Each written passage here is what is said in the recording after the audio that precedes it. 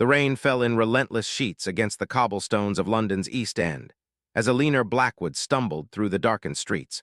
Her newborn daughter clutched desperately against her chest, beneath a threadbare shawl that did little to shield either of them from the merciless November storm of 1828. At 19 years old, Alina had known wealth, privilege, and the security of aristocratic life. But on this night she possessed nothing but the crying infant in her arms, the sodden clothes on her back, and a heart shattered into so many pieces she wondered if it would ever be whole again.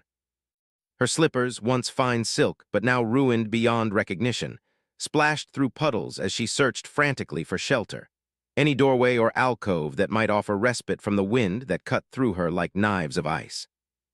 Behind her lay the grand Ashford estate where she had served as governess for 2 years, where she had fallen hopelessly in love with the Duke himself, and where just hours ago she had been cast out like refuse, accused of sins she had committed but which had been shared willingly by a man who now denied her very existence.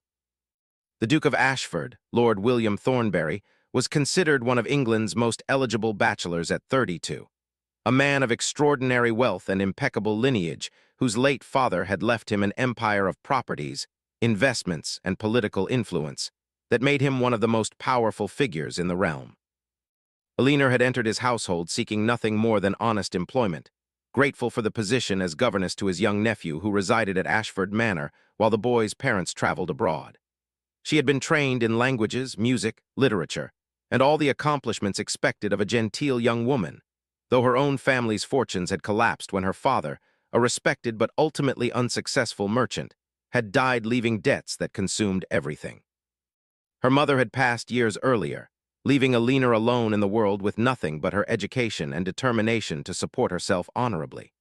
The position at Ashford Manor had seemed a blessing, a chance to use her abilities while residing in comfortable surroundings far superior to the alternative of becoming a shop girl or seamstress struggling in London's teeming streets.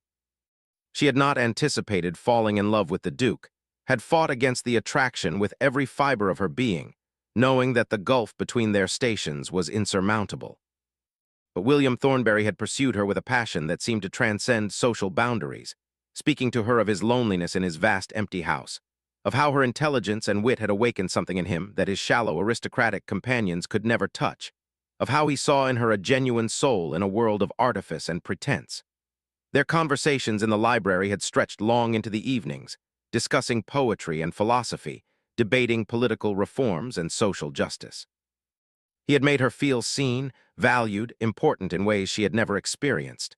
When he had finally kissed her one autumn evening as leaves fell like gold coins outside the library windows, she had surrendered completely, believing foolishly that love could bridge any divide, that their connection was real and strong enough to overcome the obstacles of class and convention. Their affair had been conducted in absolute secrecy for months, stolen moments in hidden corners of the vast estate, whispered promises in darkened hallways, a passion that burned all the brighter for being forbidden. William had spoken of his love for her, had promised that he would find a way for them to be together, had painted dreams of a future where somehow her circumstances could be elevated enough to make marriage possible, though even in her most besotted moments Alina had recognized these as the fantasies they were. Dukes did not marry penniless governesses, no matter how genuine their feelings. The social order was immutable, enforced by centuries of tradition and expectation. When Alina had discovered she was carrying his child, terror had warred with a desperate hope that perhaps this development would force William's hand, would make him acknowledge their relationship and provide for her and their baby even if marriage remained impossible. Instead, everything had collapsed with devastating swiftness. Alina had gone to William privately, told him of her condition, and watched in horror as his face had transformed from tenderness to cold calculation in the span of heartbeats. He had accused her of attempting to trap him, of being a scheming opportunist who had seduced him deliberately to secure her future through blackmail and scandal. The words had struck like physical blows, each accusation more painful than the last. When she had protested, reminded him of his promises and declarations of love, he had called her delusional, suggested that she had misinterpreted his kindness as something more, implied that she was not the first servant to harbor inappropriate fantasies about her employer. The cruelty of this rewriting of their history had been almost more devastating than the rejection itself. He had offered her money, a substantial sum to go away quietly and never return, to leave London entirely and never speak his name or claim any connection to the Ashford family. Alina had refused the money, pride, and hurt making her reject what felt like payment for services rendered, as though their love had been merely a transaction. This refusal had enraged William, who had immediately summoned his estate manager and commanded that Alina be removed from the premises immediately, not even allowing her to pack her few belongings properly or say goodbye to the young boy she had been teaching. The housekeeper, Mrs. Pemberton, a stern woman who had always viewed Alina with suspicion as an outsider of insufficient station, had overseen her expulsion with obvious satisfaction, muttering about loose women and shameless creatures, as Alina had been physically escorted to the gates. The other servants had watched with expressions ranging from pity to contempt, but none had dared speak in her defense or offer assistance. The gates of Ashford Manor had closed behind her with terrible finality, and Alina had found herself alone on a country road with no money, no references, no prospects, and a pregnancy that would soon become impossible to hide. She had made her way to London over the following weeks, using what little jewelry she possessed to pay for coach passage and cheap lodging, desperately seeking any employment that might support her until the baby came. But word traveled quickly in the interconnected world of domestic service, and somehow rumors of her disgrace had preceded her, making positions impossible to secure. Respectable households wanted nothing to do with a woman in her condition without a husband, and the less respectable establishments that might have employed her expected services she refused to consider. Her savings had dwindled rapidly, forcing her into progressively cheaper and more dangerous neighborhoods, until she had found herself in a squalid boarding house in the East End, surrounded by the desperate and destitute, counting her remaining coins and wondering how she would survive childbirth, much less care for an infant afterward.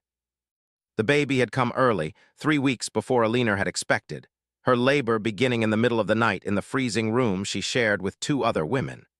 There had been no physician, no midwife, only the grudging assistance of one of her roommates who had borne children herself and knew the basics of delivery. The pain had been unlike anything Alina had imagined, waves of agony that seemed to tear her apart from the inside, hours of struggle in near darkness with only a single candle to provide light. She had bitten down on a leather strap to keep from screaming and disturbing the other residents, had gripped the rusted iron bed frame until her knuckles went white, had prayed to a God she was no longer certain listened to the prayers of fallen women. When the baby had finally emerged, a tiny girl with a surprisingly strong cry, Alina had wept with relief and overwhelming love, all the suffering of the past months momentarily forgotten in the miracle of her daughter's existence. But reality had reasserted itself cruelly within hours. The landlady of the boarding house, a hard-faced woman named Mrs. Grimsby who had reluctantly accepted Alina only because she had paid 2 weeks in advance, had appeared in the doorway of the room and announced that Alina must leave immediately. "I'll not have squalling infants disturbing my other tenants," she had declared, arms crossed over her ample bosom. "You paid through tomorrow, so you've got until dawn to clear out. And don't think about staying past that because I'll have you thrown into the street myself." Alina had pleaded for just a few days to recover her strength, but Mrs. Grimsby had been unmoved. "Should have thought about that before you spread your legs for some man who wasn't your husband," the landlady had said with vicious satisfaction. "You made your bed, now lie in it, though not under my roof." Thus Alina had found herself, less than a day after giving birth, gathering her few possessions and stumbling out into the November storm with her newborn daughter wrapped in the one blanket she possessed. The bleeding had not fully stopped, her body weak and in pain from the delivery, but she had no choice except to keep moving, to find somewhere, anywhere that would take them in. She had walked for hours, knocked on doors of churches and charitable institutions, but everywhere the response had been the same. "No room, no resources, try somewhere else." The rain had intensified as night fell, the temperature dropping toward freezing, and Alina had felt the first tendrils of despair wrapping around her heart. Her daughter continued to cry, hungry and cold, and Alina had nothing to give her, not even adequate shelter from the elements. It was in her darkest moment, as she leaned against a wall in an alley, feeling consciousness beginning to slip away from exhaustion and blood loss, that salvation appeared in an unexpected form. A carriage had pulled to a stop at the alley entrance, and an elderly woman dressed in somber but expensive clothing had descended, accompanied by a younger woman who appeared to be her companion.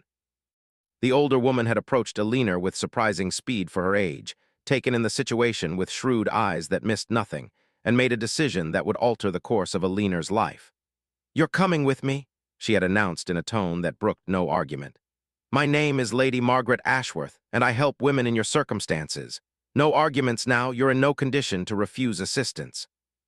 Lady Margaret, as Alina would learn, was the Duke of Ashford's aunt, his late father's sister, a woman of considerable wealth and forceful personality who had devoted her widowhood to various charitable causes, particularly the plight of unmarried mothers cast out by society's cruel judgments. She maintained a discreet establishment on the outskirts of London where such women could recover from childbirth, receive medical care, and either keep their children if they could demonstrate ability to support them or arrange for adoptions into respectable families. Lady Margaret had recognized Alina immediately despite her bedraggled condition, having seen her during a visit to her nephew's estate months earlier, though they had never been formally introduced. She had heard whispers of a governess who had been dismissed, and seeing Alina in such desperate straits with a newborn infant, she had required no detailed explanation to understand what had occurred. At Lady Margaret's refuge, Alina had finally received the care she desperately needed. A physician had examined her, treated her various ailments, and declared that she would recover fully with proper rest and nutrition. Her daughter, whom she named Victoria after the young queen, was cleaned, clothed in warm garments, and pronounced healthy despite her difficult entry into the world. For the first time since being expelled from Ashford Manor, Alina felt safe, protected, able to breathe without the immediate threat of destitution and death. Lady Margaret had questioned her gently about the circumstances that had led to her situation, and Alina, too exhausted and grateful to maintain pretense, had told her everything, including the identity of Victoria's father. She had watched Lady Margaret's face harden with anger as the story unfolded, seen the older woman's hands clench into fists as Alina described William's denial and cruelty.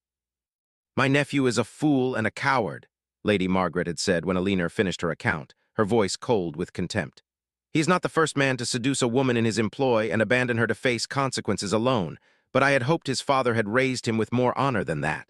This disappointment is profound." She had been silent for a long moment, clearly wrestling with family loyalty and moral outrage before continuing. "I cannot force him to acknowledge his daughter or provide for you as he should. His position and wealth give him power that shields him from responsibility for his actions.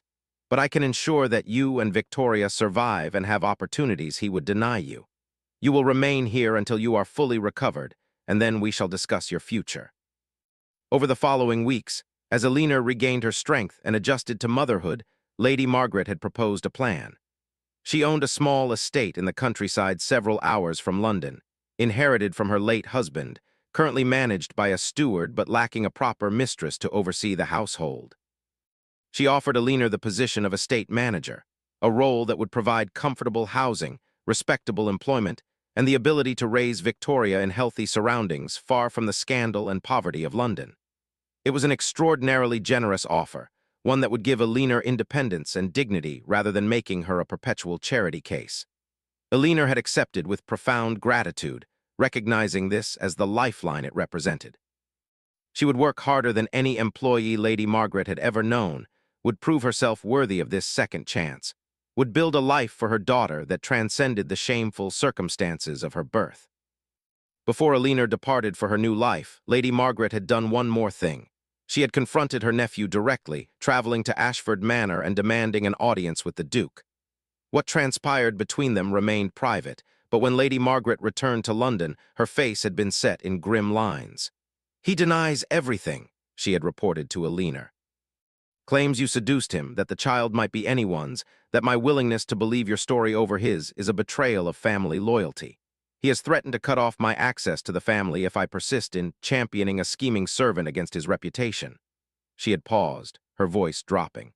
"I told him that I renounce any connection to a man so devoid of honor, and that someday the truth would find him out. His response was to order me from his house and forbid me from ever mentioning your name or that child's existence in his presence again."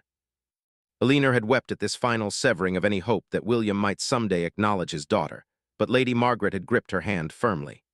"Listen to me, girl. You are well rid of him. A man who abandons his own child is no man at all, and Victoria is better off never knowing such a father. You will raise her yourself, teach her to be strong and independent, and if God is just, someday he will realize what he cast away, and it will torment him all his remaining days.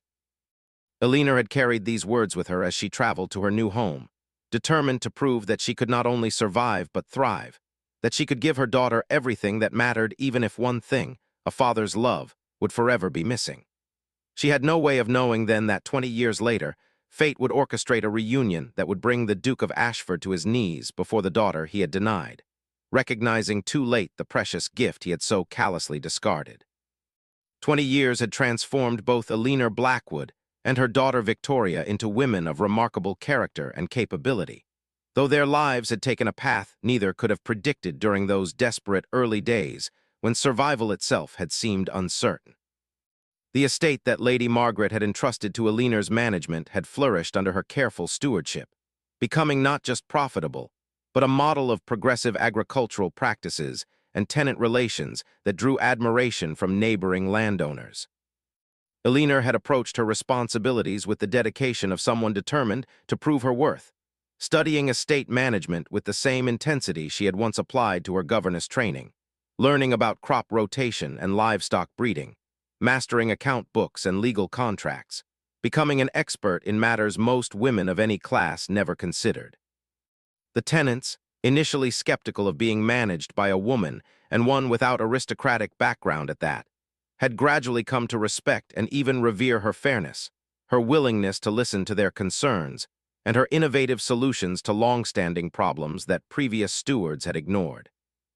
Victoria had grown up surrounded by this atmosphere of purposeful work and principled living, absorbing her mother's lessons about independence, integrity, and the importance of judging people by their character rather than their circumstances of birth.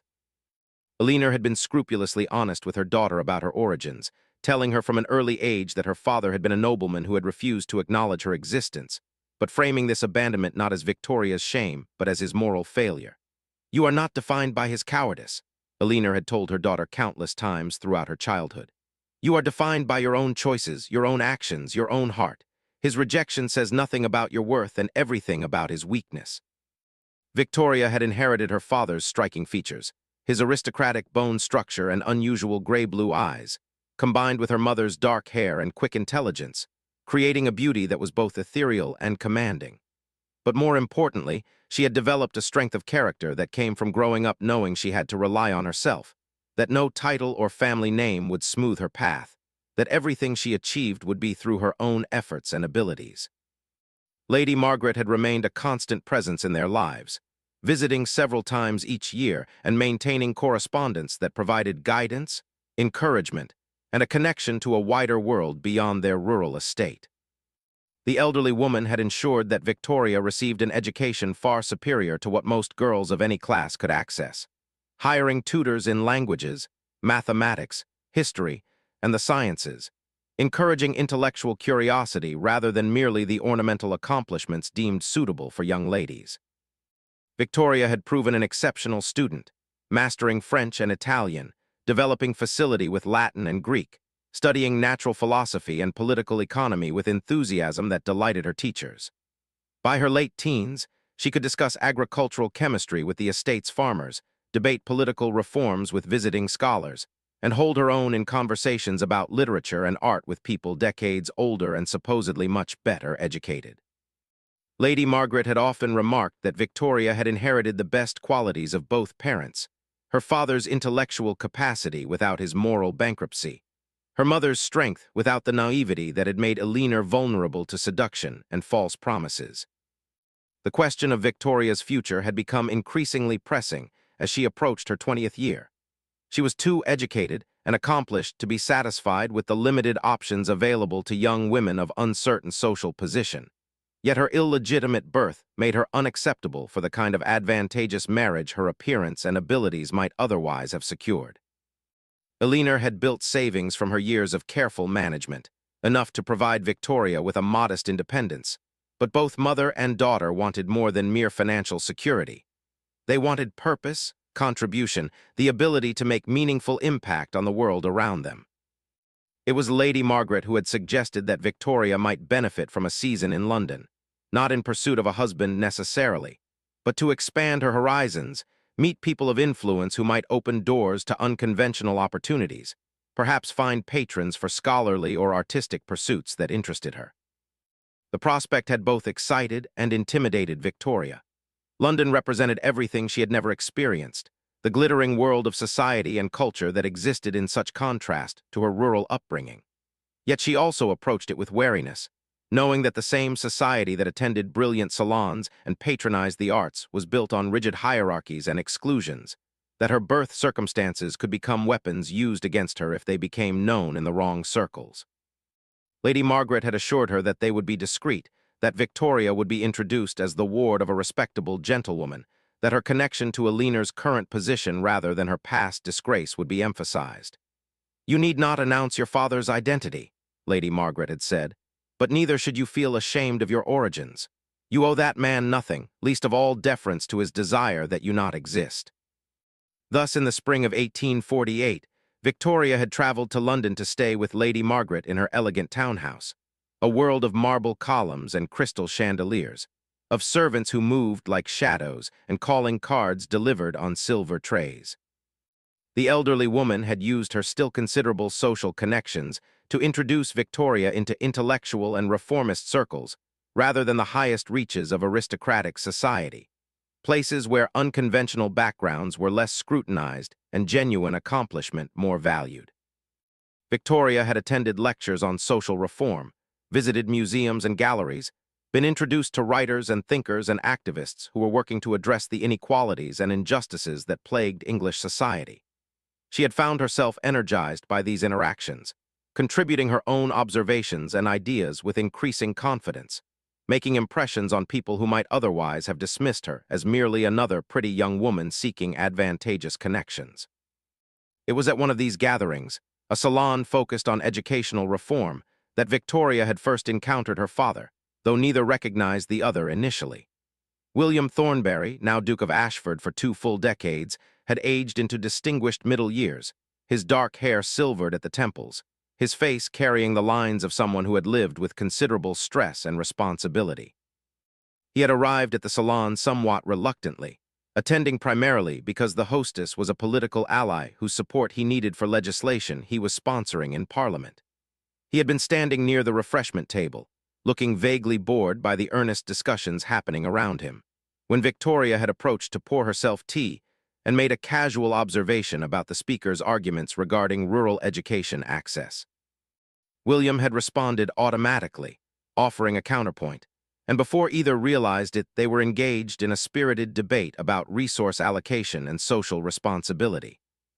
What had struck William immediately was the young woman's intelligence and the unsettling familiarity of her features, something about the bone structure and the unusual color of her eyes that nagged at his memory without quite resolving into recognition. Victoria, for her part, had known exactly who she was speaking to, Lady Margaret having pointed out the Duke earlier with a meaningful look that communicated volumes.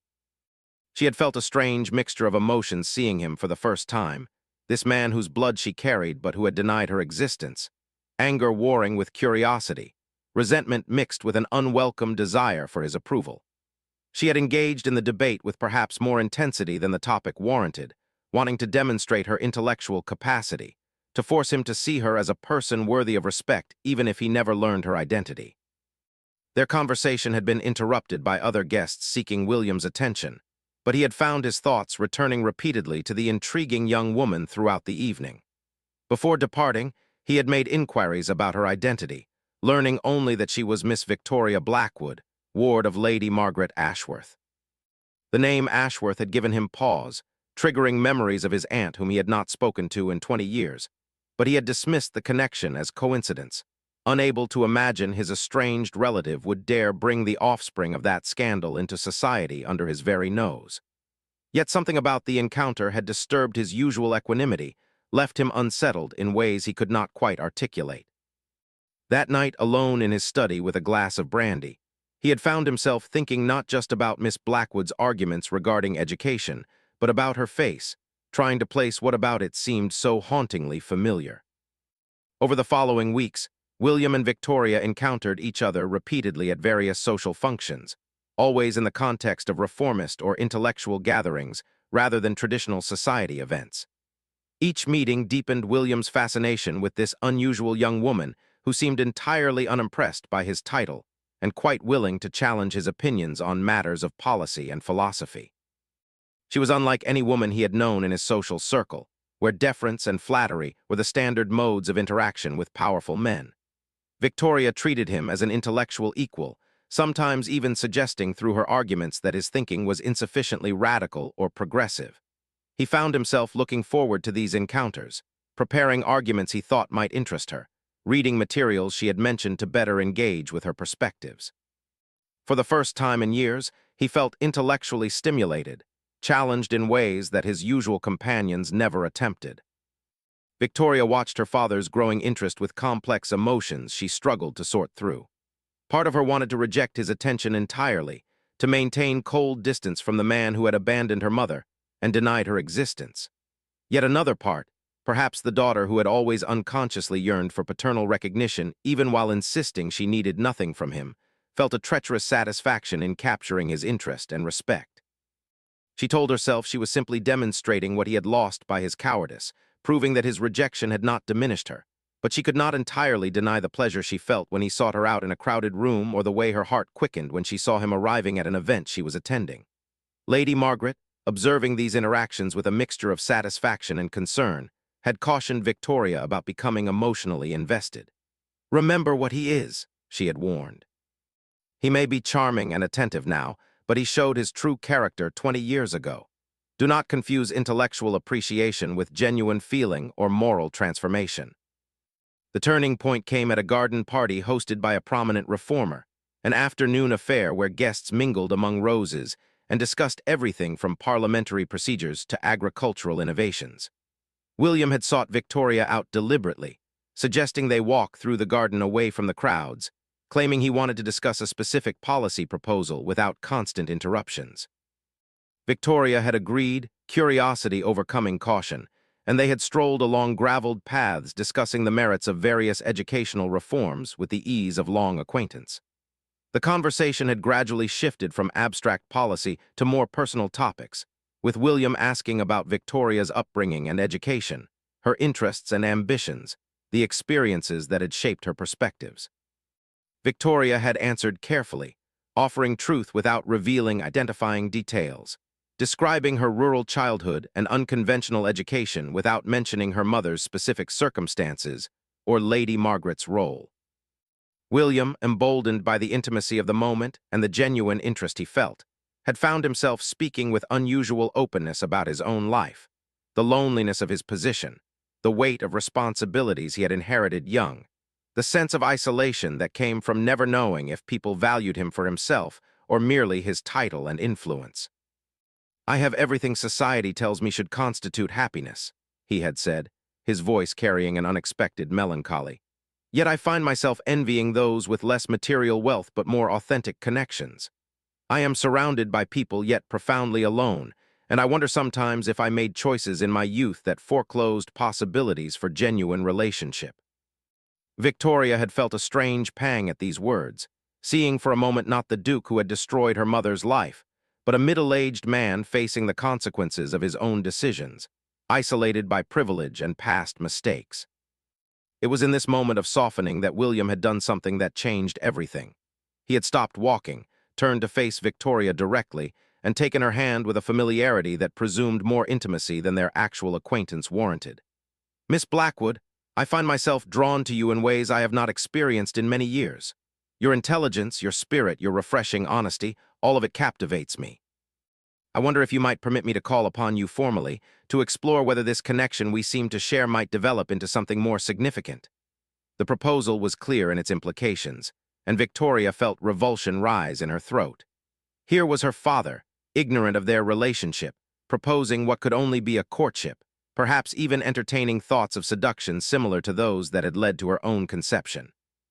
The hypocrisy, the unconscious repetition of his past behavior, the sheer wrongness of the situation crashed over her with sickening force.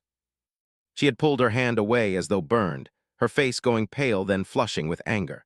"Your Grace," she had said, her voice shaking despite her efforts at control, "I must decline your interest with absolute finality. You do not know what you ask, and I pray you never fully understand the depths of impropriety your proposal represents." William had looked stunned by her vehemence, clearly accustomed to women receiving his attentions with gratitude rather than horror. "Miss Blackwood, I assure you my intentions are entirely honorable. I am not suggesting anything inappropriate. I'm a man of considerable means and position, and I would treat you with all respect." His assumption that her rejection stemmed from concern about his intentions rather than knowledge of their true relationship had only intensified Victoria's disgust. "You understand nothing," she had replied, backing away from him. "Nothing at all about honor or respect or the consequences of your actions. And that ignorance is perhaps your greatest failing." She had fled then, leaving him standing confused among the roses, and had gone directly to Lady Margaret with the determination that the truth could no longer be concealed. If William Thornbury was going to pursue her romantically in ignorant repetition of his past sins, he needed to be confronted with the reality of who she was and what he had done. Lady Margaret, hearing what had transpired, had agreed that the time for revelation had come. "He has forced this confrontation through his own blindness," she had said grimly. "Very well. Let him face what he has denied for 20 years.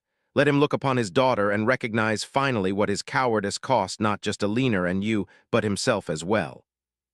The confrontation had been arranged for the following day at Lady Margaret's townhouse, with William summoned under the pretense of urgent family business requiring his attention.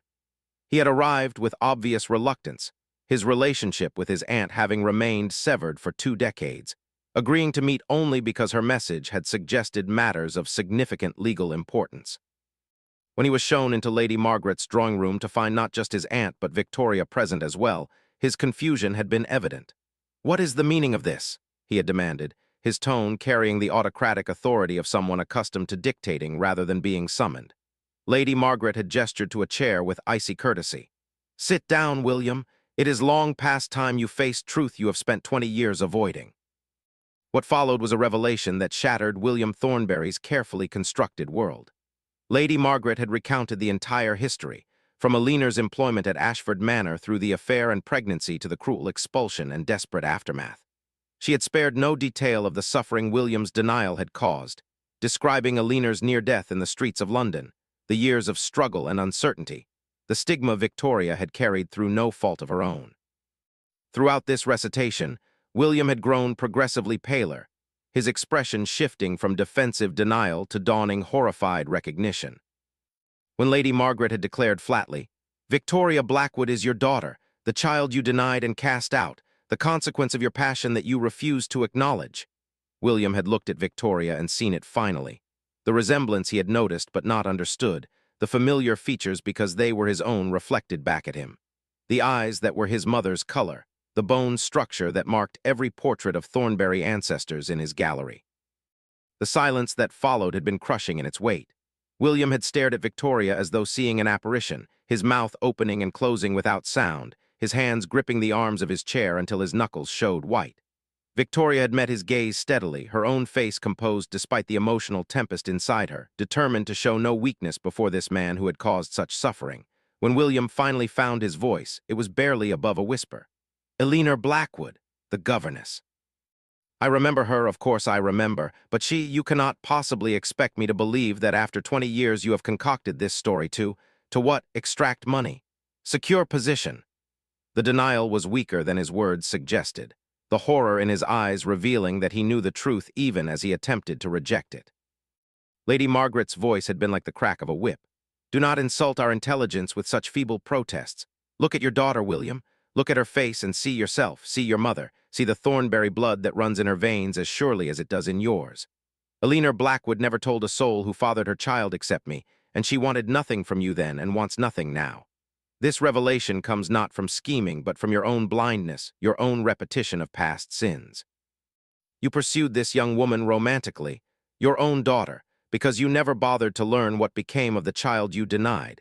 Never cared enough to discover if your actions had consequences beyond your immediate convenience." The full implication of what he had almost done, the near-incestuous courtship of his unrecognized daughter, had broken through William's defenses completely. He had risen from his chair, stumbled away to the window, his breath coming in short gasps as the magnitude of his past and present failures crashed over him. Victoria had watched this breakdown with conflicting emotions, part of her satisfied to see him suffering as her mother had suffered, yet another part feeling unexpected pity for a man confronting the full weight of sins he had managed to ignore for 2 decades. When he finally turned back to face them, tears were streaming down his face, all aristocratic composure shattered. "What have I done?" he had asked, his voice breaking. "My God, what have I done? Elena, where is she now? And you?" He had looked at Victoria with such anguish that she had felt her own eyes sting with unwelcome tears.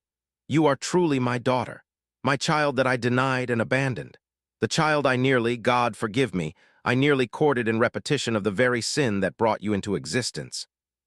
Victoria had found her own voice then, steady and clear despite the emotion threatening to overwhelm her. "Yes, I am your daughter, though I have never been permitted to claim you as father. My mother is alive and well, no thanks to you, having survived your cruelty and abandonment through strength and determination you could never comprehend. She built a life for us through her own efforts, raised me to be the woman I am today, and did it all while you lived in comfort and luxury, never once inquiring what became of the woman you seduced and the child you refused to acknowledge. You owe your comfortable existence to her silence, to her refusal to create scandal that might have damaged your precious reputation. She could have destroyed you socially, could have brought your child to your doorstep and demanded recognition, but she chose dignity over vengeance. I wonder if you can even comprehend that kind of character when your own is so thoroughly lacking in it." The words had struck William like physical blows, each accusation landing with the force of undeniable truth. He had sunk back into his chair, his face buried in his hands, his shoulders shaking with sobs that seemed torn from somewhere deep and long suppressed. Lady Margaret and Victoria had watched this breakdown in silence, allowing him to fully experience the crushing weight of recognition and remorse. When he finally raised his head, his face ravaged by weeping, he had looked at Victoria with an expression that combined devastation and desperate hope. "Can you ever forgive me?" he had asked, his voice raw.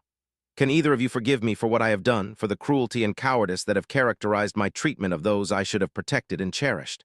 I cannot undo the past, cannot restore the years you lived without father, cannot compensate your mother for the suffering my denial caused. But I can acknowledge my wrongs. I can beg forgiveness I do not deserve, and I can spend whatever time remains to me attempting to make amends for sins that can never be fully redeemed."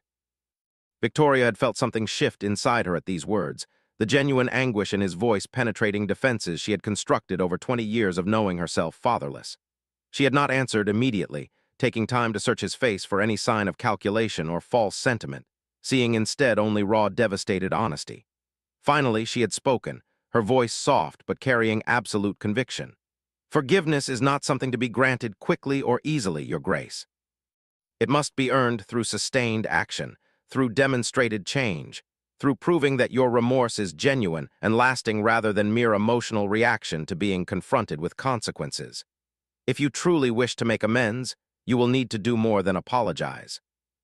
You will need to acknowledge publicly what you have done, accept whatever social consequences may follow, provide materially for both my mother and myself not as charity, but as obligation long overdue, and perhaps most importantly, demonstrate through your future conduct that you have learned what honor and integrity actually mean." The challenge had been clear, the terms set for any possibility of redemption or relationship. William had nodded slowly, seeming to age years in moments as the full weight of what genuine atonement would require settled upon him. "I will do whatever you ask," he had said quietly. "Whatever it takes to earn the forgiveness I do not deserve and to become worthy of calling myself your father, if you can ever bring yourself to acknowledge me as such." It was in this moment that something remarkable had happened. William Thornbury, Duke of Ashford, one of England's most powerful and privileged men, had slowly lowered himself from his chair to kneel before Victoria, his head bowed in a posture of complete submission and supplication.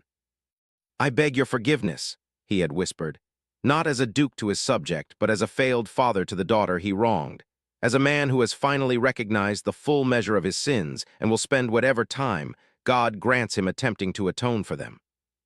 Victoria had looked down at this kneeling figure, this man who had caused such pain yet was now so thoroughly broken by recognition of his failings, and felt the hard shell of resentment she had carried begin to crack. She had not forgiven him, not yet, not fully, but she recognized the sincerity of his remorse and the significance of his gesture. A duke did not kneel before anyone, yet here he was on his knees before the bastard daughter he had denied, acknowledging her worth and his own unworthiness. It was a beginning, she thought, perhaps the first genuine moment of connection between them, built not on false sentiment but on truth finally spoken and sins finally acknowledged. The road to any real relationship would be long and difficult, perhaps impossible, but this moment represented a turning point that would change all their lives in ways none of them could yet fully comprehend.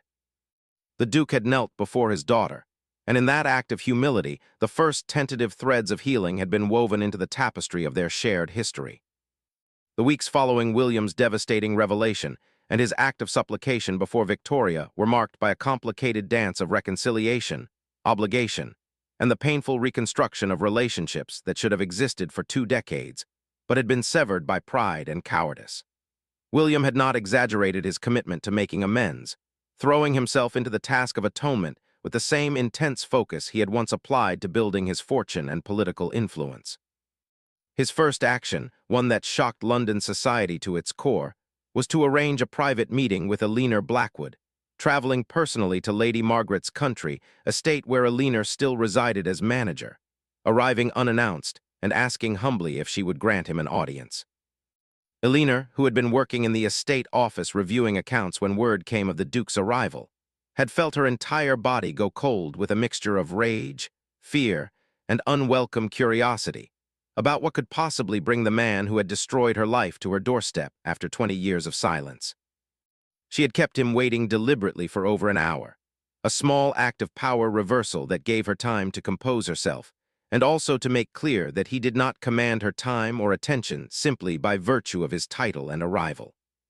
When she finally agreed to see him, entering the drawing room where he had been left to contemplate his purpose, she had been struck by how much he had aged, the silver in his hair and the lines on his face, but more significantly by the brokenness in his expression. A vulnerability she had never seen during their affair when he had seemed so confident, so certain of his place in the world and her grateful acceptance of whatever attention he deigned to offer. He had stood immediately upon her entrance, and to her shock, had dropped to one knee just as he had before Victoria, his head bowed in a posture of complete humility that seemed almost incomprehensible from the arrogant Duke who had thrown her into the streets 2 decades prior. "Eleanor," he had said, his voice rough with emotion, "I have no right to your time, your attention, or your forgiveness. I have no words adequate to express my remorse for the cruelty I showed you, the cowardice with which I denied my responsibility, the years of suffering I caused through my selfishness and pride. I was young and foolish, but that is no excuse. I was weak and concerned only for my reputation and comfort, willing to sacrifice you and our child to preserve my position in society.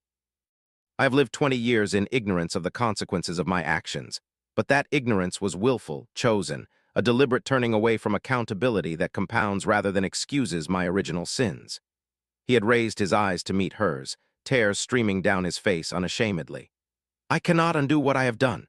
I cannot restore the years you struggled alone, cannot erase the stigma you bore, cannot give Victoria the father she deserved. But I can acknowledge my wrongs publicly and without reservation. I can provide materially everything I should have given from the beginning, and I can beg your forgiveness, knowing I have no right to receive it, hoping only that someday you might find it possible to grant me some measure of mercy I never showed you." Eleanor had stood frozen, watching this display with emotions so complex and contradictory she could barely sort through them. Part of her wanted to rage at him, to strike him, to unleash 20 years of accumulated anger and hurt. Another part felt a strange satisfaction in seeing him so thoroughly broken and humbled. Yet another part, perhaps the part that had loved him once before learning what he truly was, felt an unwelcome pang of pity for a man so clearly devastated by recognition of his own failures. She had made him wait in silence for a long moment, studying his face for any hint of performance or calculation, finding instead only genuine anguish and remorse. Finally, she had spoken, her voice steady despite the turmoil inside her. "Stand up, Your Grace. I will not have you kneeling before me, as though that gesture alone could balance the scales between us."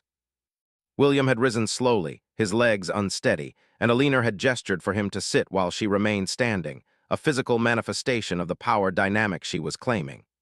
"You speak of remorse and atonement," she had continued, "but words cost nothing, particularly for a man of your resources.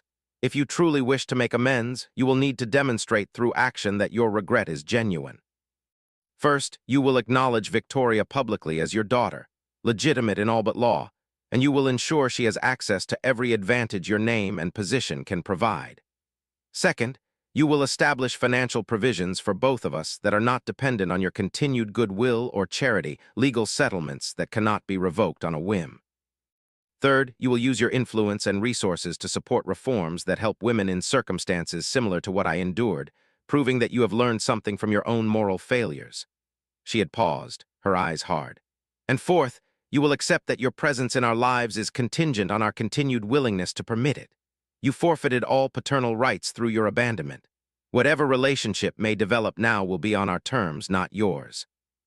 The terms Aliner set were severe, asking nothing less than complete transparency about his past behavior and acceptance of consequences that would damage his social standing significantly. Acknowledging an illegitimate daughter was one thing when done quietly, but Aliner was demanding public recognition that would expose William to scandal, judgment, and the whispered condemnation of his peers. Yet William had agreed to everything without hesitation or negotiation, recognizing that he had no moral standing to refuse any condition she might set. "I will do it all," he had said quietly. "Whatever it takes to begin making amends for the wrongs I have done you and Victoria. I do not expect your forgiveness, Aliner. I do not deserve it. But I hope that through sustained action I might prove that I am no longer the coward who cast you out, that I have finally learned what honor and responsibility actually mean." The public acknowledgement had come at a formal dinner, attended by many of London's social and political elite, an event William had specifically arranged for the purpose of his revelation. He had stood before the assembled guests and made a speech that shocked everyone present, acknowledging that 20 years earlier he had fathered a child with a woman in his employ, that he had denied his responsibility and cast her out to face desperate circumstances alone, and that he had only recently been confronted with the truth of his daughter's existence and the full weight of his past sins. He had introduced Victoria, who stood beside him with dignity and composed grace, as his daughter whom he was acknowledging publicly and whom he hoped might someday forgive him for his failures as a father. The reaction had been immediate and dramatic, gasps of shock rippling through the crowd, conversations erupting as guests processed this unprecedented confession from one of England's most powerful men. The social consequences had been severe, as Aliner had predicted they would be. Many of William's aristocratic peers had shunned him for the scandal, condemning him not so much for fathering an illegitimate child, a common enough occurrence among the nobility, but for the public acknowledgement that violated the unspoken rules about maintaining appearances regardless of private behavior. Invitations to social events had dried up, political allies had distanced themselves, business associates had reconsidered partnerships. Yet William had endured it all without complaint or attempt to minimize the damage, accepting the ostracism as just consequence for his actions. Interestingly, the revelation had also brought unexpected support from reformist circles who saw in William's confession a rare example of a powerful man accepting accountability for his treatment of a vulnerable woman. Victoria had found herself suddenly sought after by people who admired her dignity and intelligence, by reformers who saw her as a symbol of the injustices that could be overcome through strength and determination. The financial settlements William had established were extraordinarily generous, trusts that provided both Aliner and Victoria with independent wealth that would sustain them in comfort for the rest of their lives, regardless of William's continued existence or goodwill. He had also purchased a London townhouse and deeded it to Victoria outright, giving her a permanent home in the city and a base for whatever pursuits she wished to follow. Beyond these material provisions, he had thrown his political and financial weight behind various reforms supporting unmarried mothers, women's education, and protections for female employees, channeling his guilt into productive advocacy that created real change. Lady Margaret, observing these efforts, had grudgingly acknowledged that her nephew seemed genuinely transformed by his confrontation with his past, that he was demonstrating through consistent action that his remorse was real rather than merely performed for social consumption. The relationship between William and Victoria developed slowly and with great care over the following months. There was too much history, too much pain, for easy familial affection to bloom, but they found they could build something new from the wreckage of what should have been. William made no presumptions about his rights or place in Victoria's life, accepting whatever degree of connection she was willing to offer at any given time. They began meeting regularly for tea, conversations that ranged from awkward silences to engaged discussions of literature, politics, and philosophy. William shared stories of his own childhood and family history, giving Victoria context for her heritage and identity that had always been missing. Victoria, in turn, told him about her upbringing, her education, her dreams and ambitions, allowing him glimpses into the person she had become despite rather than because of his involvement. There were setbacks and moments of renewed tension, times when Victoria's residual anger would surface, or when William's lingering aristocratic assumptions would clash with her more egalitarian values. Once, during a discussion of parliamentary reform, William had made a dismissive comment about the limited capacity of the lower classes to make informed political decisions, and Victoria had exploded in fury, reminding him that she herself would be counted among those classes in society's reckoning, that his privilege had blinded him to the intelligence and capability that existed regardless of birth circumstances. William had been shaken by her anger, but had listened to her criticism without defensiveness, eventually acknowledging that she was right, that his assumptions reflected the very prejudices that had allowed him to cast aside a leaner so easily 20 years before. These conflicts, painful as they were, actually deepened their relationship by demonstrating that they could be honest with each other, could disagree and work through differences rather than maintaining polite distance that prevented real connection. Eleanor's relationship with William remained more distant and formal, the wounds he had inflicted too deep for anything approaching friendship to develop. But she observed his interactions with Victoria and grudgingly acknowledged that he seemed genuinely committed to being the father he had failed to be, that his remorse appeared authentic rather than performed.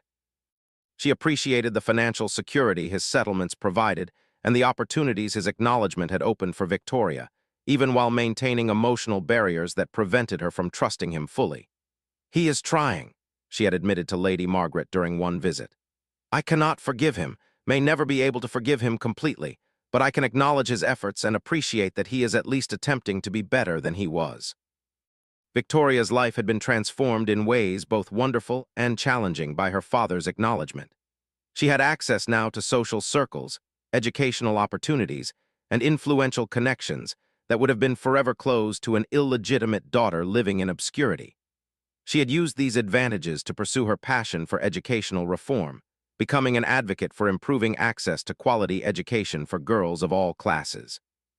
She had written essays that were published in reformist journals, spoken at gatherings about the importance of women's intellectual development, and worked with Lady Margaret to establish schools that provided real education rather than merely ornamental accomplishments. Her background, rather than being the shameful secret it might once have been, became instead a source of credibility, evidence that she understood the challenges faced by those outside privileged circles and genuine commitment to addressing systemic inequalities. The relationship between Victoria and her father continued to evolve over years rather than months, gradually transforming from painful obligation and attempted atonement into something resembling genuine affection.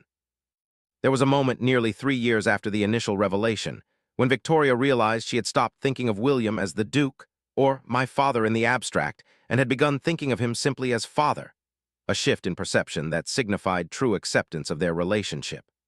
The moment came during a visit to Ashford Manor, the estate where Eleanor had once served as governess, and from which she had been so cruelly expelled. William had invited both Eleanor and Victoria to visit, wanting to share with his daughter the place that was her heritage, wanting Eleanor to see how the house had changed under his stewardship.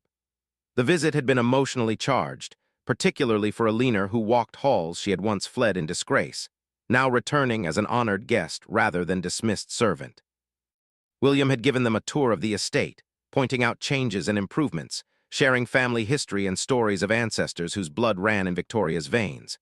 They had walked through the gardens where Eleanor and William had once stolen moments together, past the library where their affair had begun, through rooms filled with portraits of Thornberrys stretching back generations. In the portrait gallery, William had stopped before a blank space on the wall and turned to Victoria. "I have commissioned a portrait of you," he had said quietly. to hang here among your ancestors in the place of honor that should always have been yours. You are a Thornberry, Victoria, my daughter, and my heir in all ways that matter. I know I cannot give you legitimacy in law, but I can give you this acknowledgement, this place among your family where you have always belonged." Victoria had felt tears spring to her eyes at this gesture, at the public statement it represented about her identity and worth. But what had truly broken through her remaining defenses was what William did next. He had pulled out a letter, yellowed with age, that he had kept hidden for 20 years. "This is the letter your mother left for me when she was expelled from this house," he had said, his voice breaking. "I never read it then, threw it away in my anger and fear. But my valet had kept it, unable to bring himself to destroy it, and he gave it to me on his deathbed 2 years ago. I have read it 1,000 times since, tormented by what it reveals about my cowardice and her grace." He had handed the letter to Victoria, who had opened it with trembling hands to find her mother's handwriting, young and hopeful despite circumstances, telling William of the pregnancy, begging him to reconsider, promising she asked nothing but acknowledgement of their child and enough support to ensure the baby's survival. The letter ended with words that had made Victoria's heart ache. "I loved you, William. Perhaps I was foolish to do so, but my love was real even if yours was not. I pray someday you will look upon our child and see not shame, but the beautiful result of what I believed we shared. I forgive you even as I weep for what might have been." William had watched Victoria read, tears streaming down his own face. She forgave me even then when she had every right to curse me, when I had given her nothing but cruelty and abandonment. The grace in those words haunts me every day, reminds me of what I destroyed through my weakness. He had turned to Elinor, who stood frozen watching this scene unfold. "Elinor, I can never be worthy of that forgiveness you offered 20 years ago, but I am trying every day to become less unworthy of it. Thank you for raising our daughter to be the remarkable woman she has become. Every virtue she possesses comes from you. Every strength she demonstrates reflects your example. I contributed nothing but genetic material and pain, yet you made her into someone extraordinary despite my failures." It was Elinor who had moved first, crossing to William and looking up into his face with an expression that was no longer hard with resentment but softened by recognition of genuine transformation. "You are not the same man who cast me out," she had said quietly. "That man was a coward concerned only with protecting his reputation and comfort. You are trying to be better, and while I cannot forget the past, I can acknowledge the present. You will never be forgiven fully, William. Some wounds are too deep to heal completely. But you can be accepted, perhaps even in time valued, as the father our daughter deserves now even if you were not the father she deserved then." Victoria had witnessed this exchange with a heart full of complex emotions, seeing her parents truly connect for the first time in her life, not as the young lovers they had been, but as older and wiser people who had walked through fire and emerged scarred but strengthened. She had placed a hand on each of their arms, linking them together physically as they were linked through her existence. "We are a family," she had said, her voice steady despite tears. "Not a conventional family, not one without pain in its history, but a family nonetheless. We can choose to move forward together, to build something new from the wreckage of the past, to prove that redemption is possible even from the gravest failures."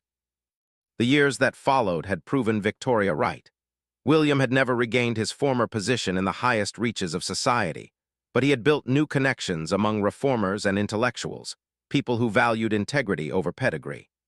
He had become a respected voice for social reform in Parliament, using his influence to advocate for changes that protected vulnerable women and expanded educational opportunities. Victoria had married eventually, a scholar and reformer who valued her mind as much as her beauty, and William had walked her down the aisle with Elinor seated in the place of honor, both parents present to witness their daughter's happiness.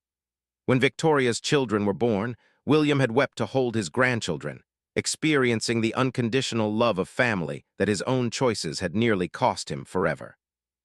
On his deathbed, nearly 15 years after the revelation that had changed everything, William had called Victoria to his side for a final conversation. "I lived the first 50 years of my life as a coward and a fool," he had whispered, his once strong voice reduced to a thread. "But you gave me these last 15 years to learn what love and honor actually mean. You gave me the chance to be your father, not in title but in truth, to earn a place in your life I had no right to claim. That gift, that grace, has made these years the most meaningful of my existence. I die grateful, Victoria, grateful that you allowed me to know you, to love you as a father should, to witness the extraordinary woman you have become. Thank you, my daughter, for forgiving the unforgivable and allowing me to finally understand what truly matters." Victoria had held his hand as he passed, weeping for the father she had found so late, for the years they had lost to his cowardice, but also grateful for the time they had been given to build something real from ruins. His will had left her everything, making her one of the wealthiest women in England, but more importantly, it had included a letter to be read after his death, a public testimony acknowledging his past sins and his gratitude for undeserved redemption. The letter had created a final scandal, but Victoria had weathered it with the strength her mother had taught her, and her father had finally learned to admire. She had used her inheritance to expand the educational reforms she had championed, creating lasting change that would benefit countless women who faced circumstances similar to what her mother had endured. Eleanor had lived another decade after William's death, surrounded by grandchildren who adored her, secure in the knowledge that her suffering had not been meaningless, that from her pain had come a daughter who changed the world and a transformation that had redeemed even the man who had wronged her so grievously. On her own deathbed, with Victoria beside her, she had smiled and whispered, "I forgive him fully now. Not because what he did was acceptable, but because I choose peace over anger, gratitude for what was eventually built over bitterness about what was lost. We made something beautiful, you and I, despite everything. That is enough." Victoria had carried forward the lessons of both her parents, the strength and integrity from her mother, the hard-won wisdom and commitment to justice from her father. She had lived her life as a testament to the possibility of redemption, of transformation, of building meaning from suffering. The story of the governess thrown out with her newborn and the duke who knelt 20 years later before his own daughter had become a legend, told in different versions across England, sometimes as a cautionary tale about the consequences of privilege and irresponsibility, sometimes as a story of hope about the possibility of change and forgiveness. For those who knew the truth, it was both.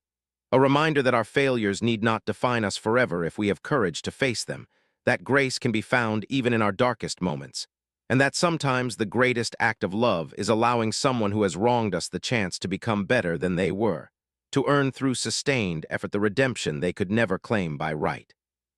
The portrait William had commissioned still hung in Ashford Manor, Victoria captured in oils with an expression that combined strength, intelligence, and a compassion that reflected both parents' influence.